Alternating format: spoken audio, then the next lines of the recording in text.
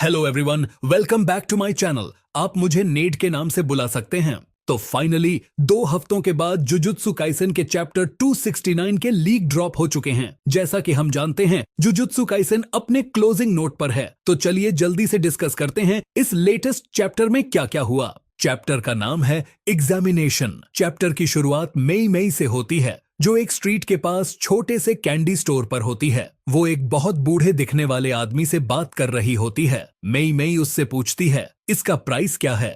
As a reader हमें लग सकता है कि यह पैनल कोई इंपॉर्टेंस होल्ड नहीं करता, लेकिन जैसे आप आगे पढ़ेंगे आपको समझ में आएगा कि यह कन्वर्सेशन कितनी इंपॉर्टेंट है और इस बातचीत ने सुकुना के अगेंस्ट बैटल में हमारे हीरोज को कितनी मदद की है। यानी यह एक पास्ट में की गई कन्वर्सेशन है। फिर अगले पेज पर हम देखते हैं कि माकी गुस्से में युता को डांट रही होती है। हम देखते हैं कि युता वापस अपनी बॉडी में सही सलामत आ चुका है। यानी पिछले चैप्टर में जो कैरेक्टर युता को डांट रहा था वो माकी थी। तो इसका मतलब है कि जो फैन थ्योरीज हम बना रहे थे गोजो के रिटर्न या केनजाकू के वापस आने की, वो सब अब डस्टबिन में जा चुकी हैं। Now coming back to the story, Maki गुस्से में युता से कहती है, तुम्हारे वापस बॉडी में आने का मतलब ये नहीं है कि सब कुछ ठीक हो गया है। तभी मेगुमी कुछ बोलने की कोशिश करता है माकी को। माकी ये सुनकर पूछती है, मेगुमी तुम अब कैसे हो? मेगुमी जवाब देता है, मैं थोड़ा डिजी फील कर रहा हूँ, शायद अनलिमिटेड वॉइड का इफेक्ट है।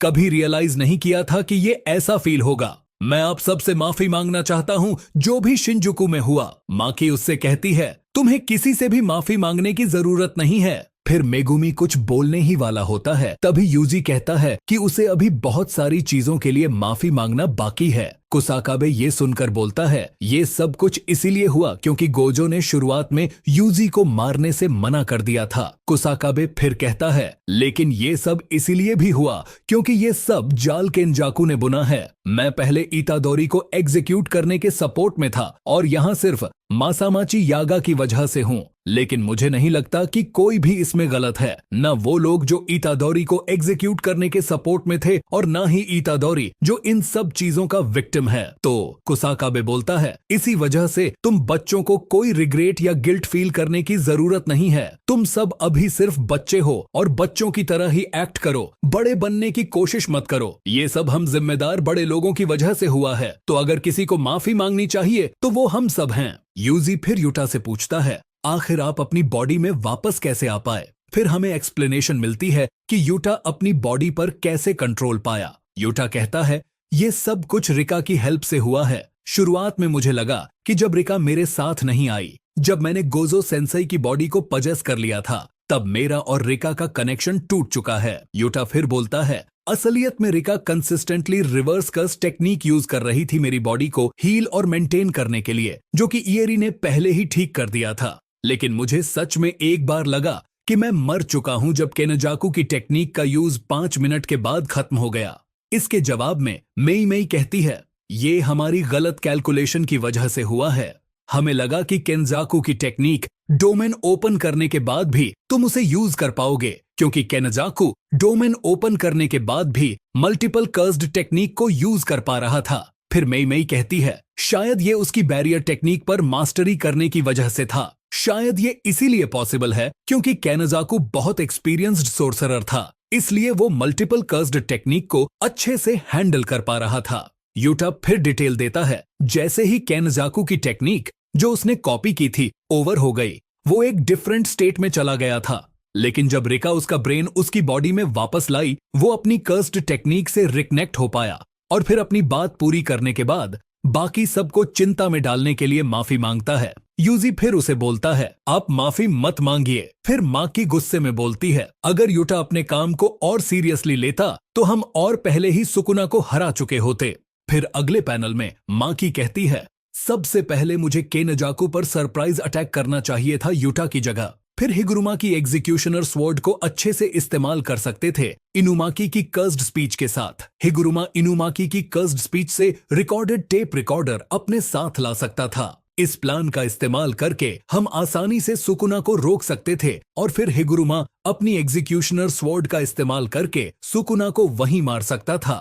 फिर नैरेटर हमें बताता है, कर्स्ड स्पीच को एक से ज्यादा बार इस्तेमाल नहीं किया जा सकता। जब एक बार रिकॉर्डिंग प्ले हो गई उस वक्त कर्स्ड स्पीच का इस्तेमाल वहीं ओवर हो जाता है। फिर तोदोमाकी के इस प्लान को गलत बताता है और कहता है तुम बूगी वूगी के टारगेट नहीं हो सकती क्योंकि तुम्हारे अंदर कोई भी कर्स्ड एनर्जी नहीं है, और ऊपर से अगर यूटा मेरे बिना केनाजाकू को अटैक करने जाता तो वो बहुत ज्यादा रिस्की होता, और इसके साथ केनाजाकू की मौत के बाद उसकी बॉडी से न जाने कितनी कर्स्ड स्पिरिट्स रिलीज होती जिनको रोकने के लिए यूटा और रिका की पावर्स का होना बहुत जरूरी था।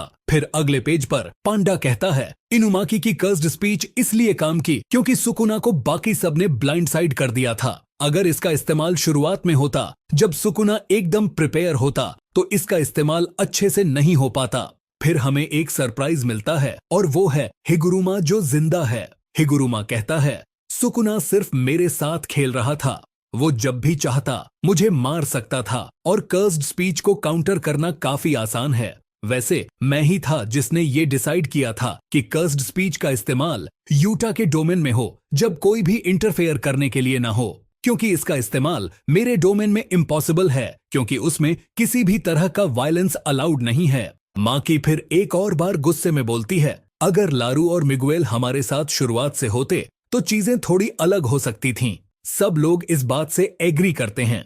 यूटा बोलता है उन्होंने मुझे बोला था कि वो नहीं आने वाले थे। माकी का यूटा पर गुस्सा करते देख यूजी माकी को शांत करते हुए बोलता है यूटा के कर्स्ड टूल्स ने मुझे अपनी इंजर्ड फिंगर्स को सुकुना से छुपाने का एडवांटेज दिया। फिर माकी बोलती है ये तुम ग्लव्स का इस्तेमाल करके भी कर सकते थे। यूजी यूटा के डिफेंस में बोलता है यूटा ने सुकुना के एक और बार डोमेन ओपन करने से हम सबको बचाया था। माकी फिर से यूजी के क्लेम्स को ब्रश ऑफ करने की कोशिश करती है। हम फिर हकारी को देखते हैं जो कहता है यूटा और रिका की मदद से हमने सुकुना को एक बार भी किसी भी चीज का एडवांटेज लेने का मौका नहीं दिया। हमें इस बात के लिए यूटा को थैंक यू बोलना चाहिए। फिर तोदो बोलता है जितनी भी मिस्टेक्स और मिसकैलकुलेशंस हुई हैं सुकुना से लड़ते वक्त उसके लिए मैं भी जिम्मेदार हूं, क्योंकि मैंने मेई मेई के साथ सुकुना के डोमेन के खिलाफ स्ट्रेटेजीज बनाई थीं। लेकिन फिर भी जब सुकुना ने फूगा का इस्तेमाल किया मैं यूजी और चोसो को बचाने में नाकामयाब रहा। फिर किरारा कहता है ये शायद तुम्हारी कर्स्ड टेक्निक की लिमिटेड रेंज की वजह से हुआ है।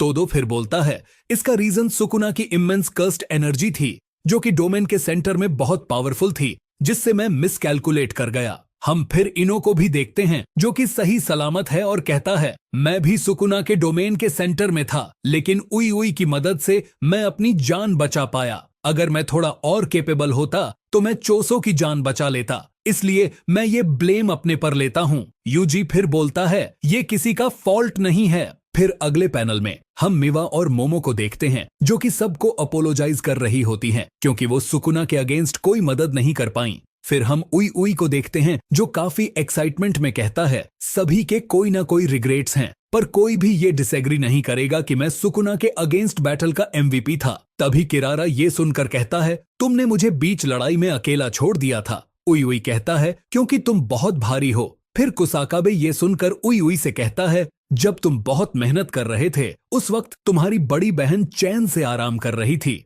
उई उई अपनी सिस्टर के अगेंस्ट कंप्लेंट सुनकर कहता है मेरी बड़ी बहन न्यू शैडो की प्रॉब्लम से डील कर रही थी।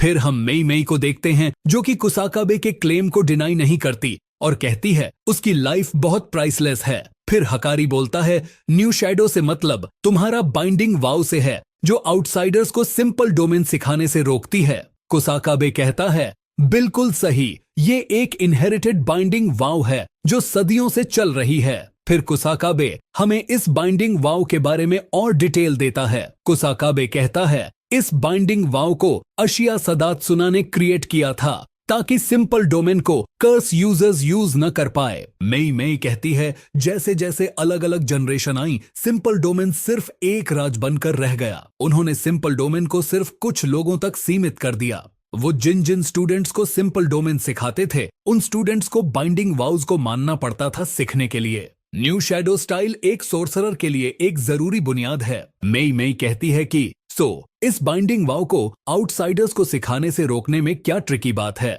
वैसे यह तो सिर्फ एक हिस्सा है। एक और बात है जो दिक्कत देती है, वह है जब स्कूल का हेड हमसे कुछ मोबिलाइज करने को कहता है तो हम उससे इनकार नहीं कर सकते। और जो सबसे ज्यादा ट्रबलसम बात है वह है लाइफ स्पैन। यह ज्यादातर एक शाप की तरह है, हालांकि यह कितना सच है यह पता नहीं। ऐसा लगता है कि स्कूल का हेड यूजर्स की लाइफ स्पैन को अब्सॉर्ब कर लेता है। नोबारा कहती है उनकी लाइफ स्पैन, मेगुमी कहता है ऐसा लगता है, मेई मेई कहती है कोई नहीं जानता स्कूल का हेड कौन है, इसीलिए यह पता लगाना मुश्किल है कि लाइफ स्पैन कॉन्ट्रैक्ट एग्जिस्ट करता है या कैसे फंक्शन करता है। आखिर कुछ ग्रैंडपर्स और हैग्स हैं जो लंबी उम्र जीते हैं इवन आफ्टर यूजिंग इट। जब हेड मर जाता है तब स्कूल का बेस्ट डिसिपल उनकी जगह लेता है, लेकिन सिर्फ वही इसके बारे में अवेयर होता है, जो इसका मतलब है कि हम यह पता नहीं लगा सकते। फिर हम उस सीन में वापस आते हैं जहां इस चैप्टर की शुरुआत हुई थी। वो बुजुर्ग आदमी जो कंफ्यूज होकर मेई मेई से पूछता है किस चीज की कीमत। मेई मेई फिर जवाब देती है तुम्हारी जिंदगी की।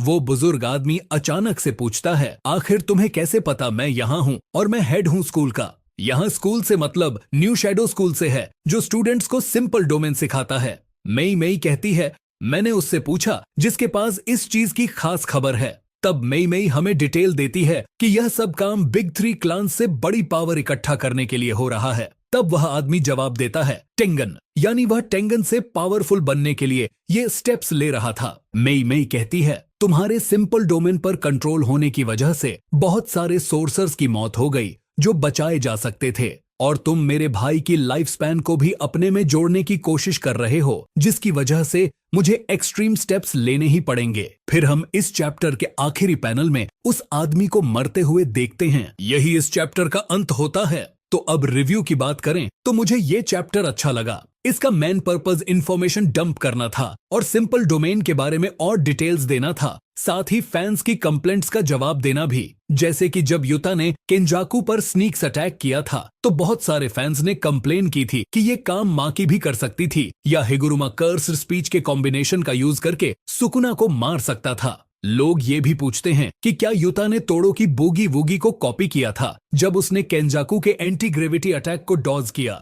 या हाकारी सुकुना के अगेंस्ट फाइट क्यों नहीं ज्वाइन कर पाया और तोड़ो ने चोसो और यूजी को क्यों नहीं बचाया। अब भी इस चैप्टर को पढ़ते वक्त कुछ फैंस कंप्लेन कर रहे हैं कि हिगुरुमा अभी भी अलाइव है जो स्टेक्स को लो कर रहा है, लेकिन मैं बोलूंगा कि ये वही लोग हैं जो गेगे के कैरेक्टर्स की डेथ को प्लॉट डिवाइस की तरह यूज करने की कंप्लेन करते हैं, और अब जब एक कैरेक्टर जिंदा भी है तो भी लोग कंप्लेन कर रहे हैं। उनका ये इशू भी है कि सुकुना ने हिगुरुमा की डेथ को कंफर्म किया था, लेकिन उसके साथ ही हम किरारा और उइओई को हिगुरुमा की बॉडी के साथ देखते हैं, और सुकुना भी कंफर्म करता है कि वो दोनों इंजर्ड लोगों को शोकू के पास हील करने के लिए ले जा रहे हैं। तो ये क्लेम भी बकवास है। अगला कंप्लेंट ये है कि इस चैप्टर का पेस स्लो और फिलर लग रहा है, जो हाइपोक्रेसी को और बढ़ाता है। लोग हमेशा जुजुत्सु काइसेन के बैक स्टोरी, कैरेक्टर इंटरैक्शन और वर्ल्ड बिल्डिंग के लैक की बात करते हैं, लेकिन जब ये चैप्टर ये सब ऐड करने की कोशिश करता है तो लोग कंप्लेन करते हैं। अगर हमें हाकारी और उराउमे की फाइट देखने को मिलती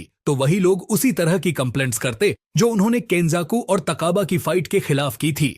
तो मुझे लगता है कि ये चैप्टर गेगे का डायरेक्ट रिस्पॉन्स था फैंस को, लेकिन मुझे भी ये नहीं पता कि लास्ट 2 चैप्टर्स में होने क्या वाला है और ये स्टोरी कैसे कंक्लूड होगी। मैं आप सबसे जानना चाहूंगा कि आप जुजुत्सु काइसेन को कैसे एंड होता देखना चाहते हैं। क्या आपको लगता है कि आखिरी 2 चैप्टर्स कुछ नए स्टोरी लाइन्स का बिल्डअप होंगे और जुजुत्सु काइसेन एक क्लिफहैंगर के साथ एंड होगा, या सब कुछ रिजॉल्व हो जाएगा बिना किसी कॉन्सिक्वेंस के? अभी भी बहुत सारी चीजें ओपन एंडेड हैं, जैसे अमेरिकन आर्मी का कलिंग गेम्स में पार्टिसिपेट करना, बिग 3 फैमिलीज के पावर को होल्ड करने की लड़ाई और केंजाकू की सिचुएशन। मैं उम्मीद करता हूं कि आप सभी इन चीजों पर अपने कमेंट्स शेयर करेंगे, और हाँ, प्लीज इस वीडियो को लाइक कीजिए और चैनल को सब्सक्राइब करना न भूलें। Thank you for watching.